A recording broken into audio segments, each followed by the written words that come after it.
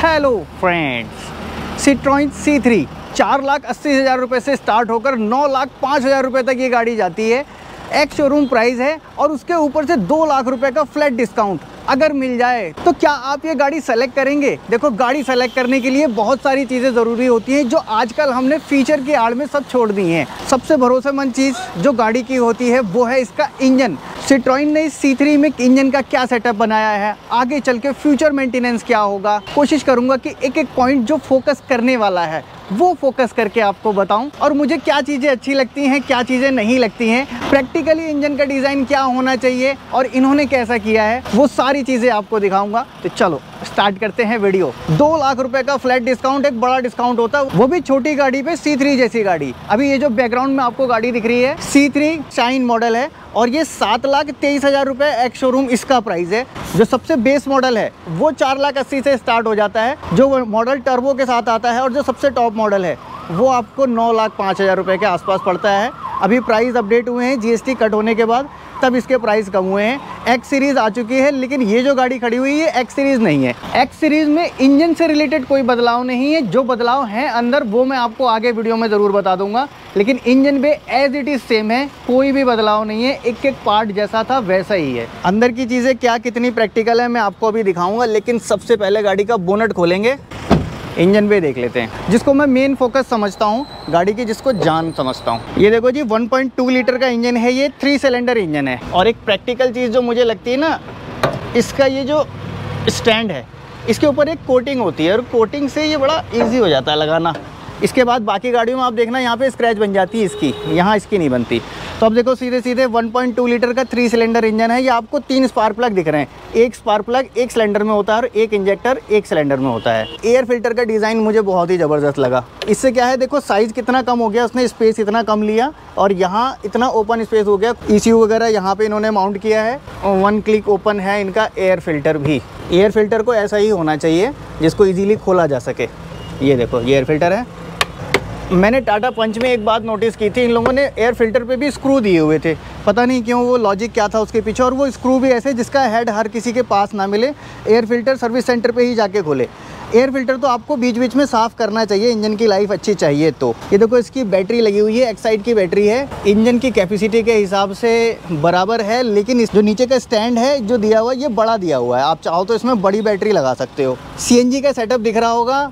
अब सिट्रोइन में क्या होता है कि CNG अगर आपको चाहिए तो ये लोग फिट करके दे देते हैं, लोवेटो के साथ इनका टाई अप है। ये देखो लोवेटो का सिस्टम लगा हुआ है, ये फिट करके देते हैं, उसका एक्स्ट्रा चार्ज लेते हैं, वारंटी वगैरह सब इसके अंदर ही रहता है, कुछ भी आउट ऑफ वारंटी वाला काम नहीं होता। ये इसका ब्रेक मास्टर सिलेंडर है। मास्टर सिलेंडर को खोलना और लगाना तो भैया बहुत ही सुपर इजी है, क्योंकि देख रहे हो ऊपर पूरा स्पेस है, बूस्टर भी यहाँ तक बहुत आसानी से निकल सकता है। मेरे को एक चीज़ अच्छी लगती है, इनकी R&D थोड़ी अच्छी है, डिज़ाइन अच्छा है। मैं पर्सनली, ये मेरा ओपिनियन है, मुझे अच्छा लगता है। बाकी किसी को कुछ अच्छा लगता है, किसी को कुछ अच्छा लगता है, मुझे वो अच्छा लगता है जिससे इंजन की लाइफ बढ़े, गाड़ी की लाइफ बढ़े। कूलेंट रिजर्वायर की बोतल यहाँ रखी है।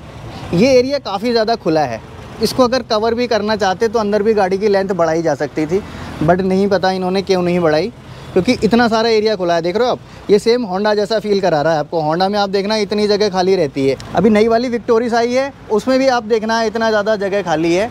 इसको अंदर लेके और केबिन में स्पेस बढ़ाया जा सकता है, लेकिन चलो वो उनका पार्ट है। थ्रोटल बॉडी यहाँ लगी हुई है, इलेक्ट्रॉनिक थ्रोटल बॉडी है। इलेक्ट्रॉनिक थ्रोटल बॉडी अभी सभी गाड़ियों में आती है जी, कोई भी गाड़ी अब बाकी नहीं रही, टेक्नोलॉजी धीरे धीरे अपडेट हो रही है। फ्यूज़ बॉक्स देखो आप, मैनुअल ये वाले लगे हुए हैं जो पुराने टाइप के होते थे, अवेलेबिलिटी हो जाती है, कभी भी आप मार्केट में कहीं से भी ले सकते हो। ये गियर बॉक्स है, नीचे की तरफ दिख रहा है आपको, ये दिख रहा है आपको, यहाँ से पीछे का हिस्सा ये गियर बॉक्स है।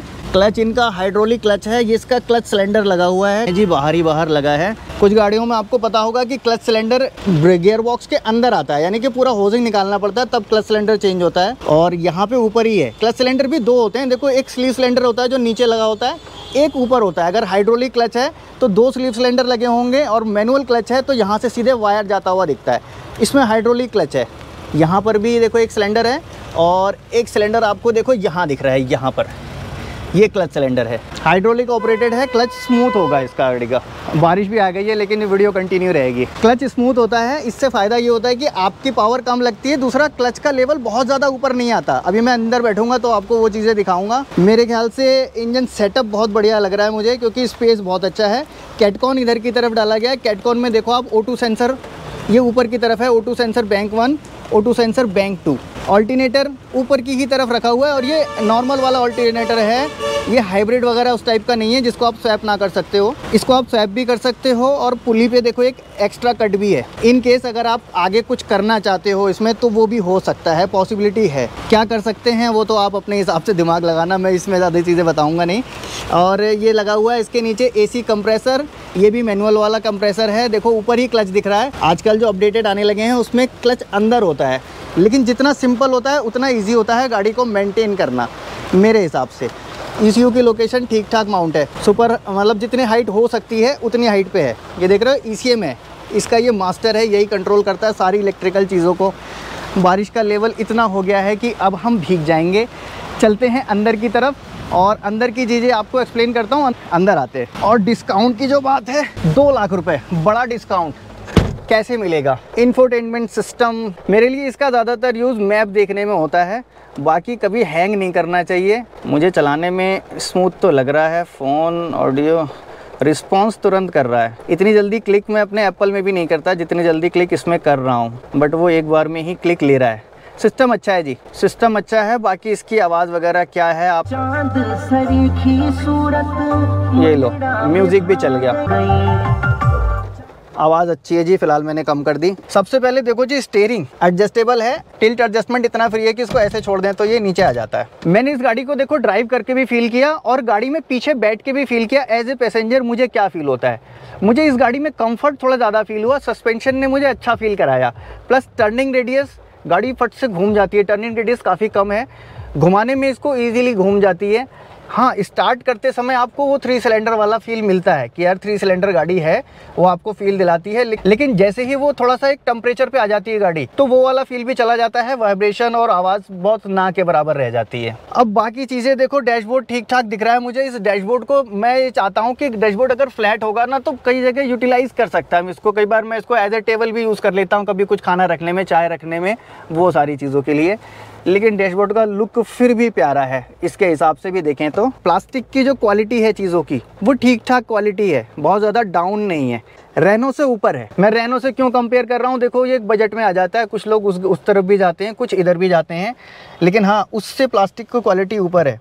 जो पार्ट्स की क्वालिटी है, जो स्विच वगैरह हैं, ड्यूरेबल हैं। ये सारी चीज़ें देखो इसकी यहाँ पे है ना, ये पुराना मॉडल है, ये 2024 का मॉडल है। 2025 में वो सारी चीज़ें अपडेट हो चुकी हैं, वो आप देख लेना। उसमें 360 camera, push start button, 6 air bags, बहुत सारे फीचर्स जिनको मैं इतना ज़्यादा कंसीडर नहीं कर पाता, वही सारे ऐड ऑन हुए हैं। जो इंजन पे है गाड़ी का, डिज़ाइन है गाड़ी का, वो वैसा ही है। एक्स सीरीज़ की बात कर रहा हूँ मैं, जो अभी नई आई है। एक्स सीरीज़ में हर गाड़ी में प्राइस कम हुए हैं, प्राइस कट हुए हैं, कोई प्राइस बढ़ा नहीं है। तब जाके इसका प्राइस ये 4,80,000 रुपये से स्टार्ट हो रहा है, पहले 5 लाख प्लस से स्टार्ट होती थी। सीट पीछे जाती है, अच्छी खासी पीछे जाती है अगर आप करते हो तो। आगे भी अच्छी खासी जाती है। देखो ये जो सीट की स्लाइडिंग होती है ना, ये आपके कंफर्ट लेवल को बढ़ाती है और घटाती है। कई बार हमको गाड़ी चलाते समय रेस्ट भी करना होता है लॉन्ग ड्राइव पे, तो इससे बहुत फ़र्क पड़ता है। आप कितनी पीछे इसको ले जा सकते हो, लेटते समय कितना फ्लैट होता है। मैं गाड़ी को हर उस नज़र से देखता हूँ, क्योंकि ट्रैवल में आपको बहुत कुछ गाड़ी के साथ करना पड़ता है, बहुत सारे समझौते आपको करने पड़ते हैं, और गाड़ी बहुत सारे कॉम्प्रोमाइज़ भी आपके साथ करती है। जिस चीज़ के लिए नहीं बनी है वो भी करवाती है। जैसे खाना खाने के लिए तो गाड़ी बनी ही नहीं है, लेकिन हमें खाना पड़ता है, रास्ते में है, क्या करेंगे। सोने के लिए तो बनी नहीं है, लेकिन फिर भी सोना पड़ता है। मैं एक इंडियन यूज़ के हिसाब से और अपने यूज़ के हिसाब से इन सारी चीज़ों को कंपेयर करता हूँ और वही सारी चीज़ें आपको बताता हूँ। बाकी जिन पे मेरा फोकस नहीं होता है उनको मैं बेवजह कुछ ऐड भी नहीं करता, उनकी तरफ मेरा ध्यान भी नहीं जाता है। एसी देखो, मैनुअल एसी है इसका। मैनुअल एसी को मैं ज़्यादा आसान समझता हूँ, क्योंकि ना इसका मेंटेनेंस आसान होता है। इसमें सिंपल वायर होते हैं, यहाँ पे नीचे कूलिंग कॉइल लगी होती है और वहाँ से कनेक्ट होते हैं। कभी कुछ प्रॉब्लम होती है तो आप इसको DIY भी खोल के रिपेयर भी कर सकते हो। जो ऑटोमेटिक क्लाइमेट कंट्रोल होते हैं उनमें क्या होता है, उसमें पूरा सेटअप चेंज होता है। वो 20,000 का, 22,000 का, 30,000 का, ऐसे उनके प्राइस होते हैं। इसमें यह है कि कम पैसे में आप छूट सकते हो। कप होल्डर ठीक ठाक है। ये वाली जो चीज़ है ना, ये काफ़ी डीप है। बाकी एक आर्म रेस्ट होता तो और अच्छा होता। गियर लीवर अच्छा है, गियर लीवर पकड़ने में बहुत प्यारा लग रहा है। इसका जो ये नॉब है ये बहुत मतलब अच्छा फील करा रहा है, बड़ा हार्ड सा है और थोड़ा सा बड़ा है, चौड़ा है। आपको गियर शिफ्टिंग इस टाइप से करना हो तो बड़ा मज़ा आता है। ये वाली गियर शिफ्टिंग, ये वाली। चलो अब मैं आपको क्लच दिखाता हूँ। देखो क्लच का कितना ट्रैवल है, ये है। थोड़ा सा शूज़ पीछे करने पड़ते हैं। मुझे ऐसा लगता था हाइड्रोलिक क्लच है तो इसका ट्रैवल और कम होगा, थोड़ा सा और ट्रैवल कम होता तो मेरे हिसाब से अच्छा होता। बाकी पैडल की पोजीशन ड्राइव करते समय देखो, ये एक्सीलेटर पैडल, ब्रेक पैडल, इन्हीं को हमको स्विच करता रहना पड़ता है बीच बीच में। ठीक है, कर सकते हैं, टकराने वाला इशू है नहीं। थाई सपोर्ट ठीक ठाक है सीट का, बैठने के लिए मेरे हिसाब से तो फर्स्ट क्लास है। बाकी मैं डिस्काउंट की बात बता देता हूँ कि ये गाड़ी 2024 मॉडल है और ये डेमो व्हीकल है इनका। 2 लाख रुपए का फ्लैट डिस्काउंट दे रहे हैं इस पर। कॉन्टैक्ट नंबर मैं डाल दूंगा, एक बार आप कॉल कर लेना, पता करना। उत्तराखंड के हल्द्वानी में ये गाड़ी खड़ी है और हाँ, कंपनी फिटेड CNG इसके अंदर है, जिसमें वारंटी वगैरह कुछ भी वॉइड नहीं होती। लोवेटो का है, सारा कुछ वारंटी वैसी ही रहेगी, जब से खरीदोगे तब से स्टार्ट हो जाएगी। एक बार इंजन को स्टार्ट करके भी दिखा देता हूँ मैं आपको।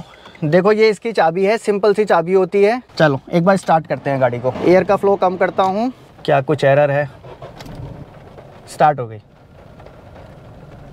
जैसे ही गाड़ी स्टार्ट हुई ना तो मतलब 1 सेकंड, थोड़ा सा 1 सेकंड वाइब्रेशन, 2 सेकंड लगा और फिर ये एकदम से नॉर्मल पे आ गई। वाइब्रेशन क्यों था मुझे नहीं पता, लेकिन वो है, वो सिर्फ 1-2 सेकंड का वाइब्रेशन था। उसके बाद आवाज़ कम हो गई है। अभी जैसे टेम्परेचर पे आएगी तो और आवाज़ कम हो जाएगी मेरे ख्याल से। अभी टेस्ट ड्राइव ली थी तो टेम्परेचर भी देखो इसका बीच में चल रहा है। गाड़ी टोटल कितनी चली हुई है वो भी दिखा देता हूँ मैं आपको। टोटल देखो ये गाड़ी 10,822 किलोमीटर चली हुई है। अगस्त 2024 की मैन्युफैक्चरिंग गाड़ी है। 7,23,000-24,000 के आसपास इसका एक शोरूम प्राइस है। बाकी 2 लाख रुपए डिस्काउंट इस पे कम हो जाएगा। बाकी आप अपने हिसाब से बात कर लेना। मैंने देखा, मुझे पता चला तो मैंने आपको बता दिया। एक बार आपको रियर सीट का भी फील दिला देता हूँ। चार्जिंग सॉकेट यहाँ पे है, लेकिन अब ये पुराना मॉडल है, नए वालों में कई चीज़ें चेंज हो चुकी हैं। बाकी CNG गाड़ी है तो देखो नीचे आग बुझाने का एक यंत्र भी रखा हुआ है। एक चीज़ अलग है, मैंने आपको दिखाई थी, इस गाड़ी की स्लाइड ज़्यादा है, तो देखो ये स्लाइड के लिए आपको ये अलग से निकला हुआ दिख रहा होगा इतना। गाड़ी का माउंट यहाँ है, स्लाइड यहाँ है। इस सीट को ज़्यादा पीछे और ज़्यादा आगे किया जा सकता है। सेम वैसे ही देखो इसका भी अलग से माउंट दिख रहा है आपको। पीछे मैं बैठा हूँ तो अच्छा खासा हाइटेड बंदा बैठ सकता है हैंडल पकड़ के। ये जो हेडरेस्ट है ये बिल्कुल मेरे बराबर आ रहा है। CNG लगने के बाद कितनी जगह बचती है एक बार वो भी दिखा देता हूँ। देखो CNG सिलेंडर लगा हुआ है इसके अंदर।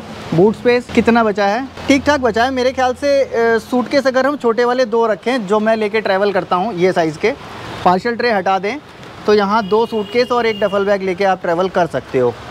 बाकी छोटी मोटी एक्सेसरीज वगैरह वो ऊपर रख सकते हो, इतना है।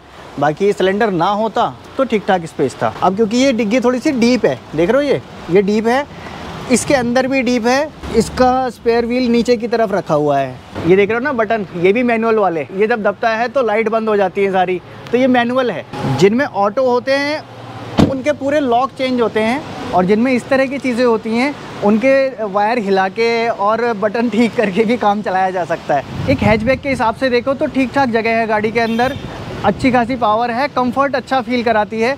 कम से कम ऑल्टो वैगनआर इनसे तो ज़्यादा ही कंफर्ट फील करा रही है, ये मैंने देखा है। अगर आपके शहर में डीलरशिप है, आपके नज़दीक है, तो आप बिल्कुल इसको ले सकते हो, कंसीडर कर सकते हो। कोई ऐसी खामी इसके अंदर मुझे नहीं दिखी जिसकी वजह से मैं कहूँ नहीं जी गाड़ी तो बहुत बेकार थी, या फिर नहीं गाड़ी में ये कमी रह गई थी। मुझे मेरे हिसाब से ये गाड़ी ठीक लगी क्योंकि इसका मेंटेनेंस ईजी होगा और इसकी लाइफ ज़्यादा होगी। फिलहाल आज की इस वीडियो में इतना ही था। वीडियो अगर अच्छी लगे तो लाइक कर देना। मन में कोई सवाल या फिर कोई सुझाव आ गया हो तो नीचे बेझिझक कमेंट बॉक्स पे लिख देना। मिलूंगा नेक्स्ट वीडियो में ऐसे किसी इंटरेस्टिंग टॉपिक के साथ। Thanks for watching.